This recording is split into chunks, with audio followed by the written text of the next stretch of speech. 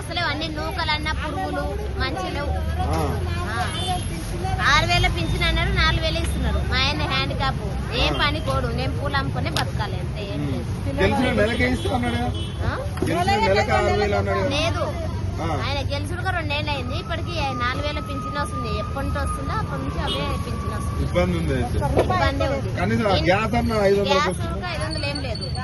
మేము బ్లాక్ లో కొనుక్కుంటున్నాం, 1,000 రూపాయలు అవుతుంది గ్యాస్. సొంతంగా లేదు మా గ్యాస్. గ్యాస్ కనెక్షన్ లేదు. సరే కరెంట్ బిల్లు అంటే మేము 250 అట్లా వస్తుంది కాల్చినంత. కడుతున్నాం. ఫ్రీ కరెంట్ కదా? లేదు, మేము రెంటే కదా. ఫ్రీ బస్ ఎట్లా ఉంది?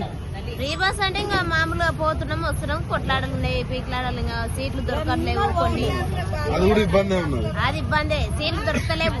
అందరూ మీకు తెలిసిన వాళ్ళకి ఎవరికైనా తులం బంగారం ఇచ్చిరా? ఇయ్యలేదు, తులం బంగారం అస్సలు ఇయ్యలేదు. మా దాంట్లో అయితే ఎవరికి ఇయ్యలేదు, మాకు తెలిసిన వరకు అయితే ఇప్పటికి ఎవరికి పెళ్లి లైన్ వాళ్ళకి కూడా.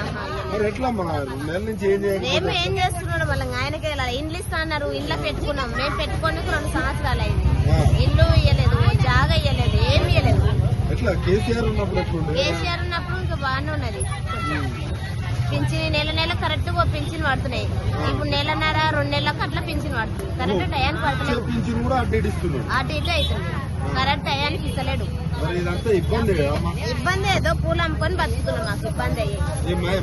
కోటీశ్వర్లు చేస్తాండ్రు కానీ ఏం చేస్తున్నదో పూలు అమ్ముకొని బతుకుతున్నాం. 4 గంటలకు పోవాలి, 6 గంటలకు వచ్చి పూలు అమ్ముకోవాలి, వండుకోవాలి, తినాలి.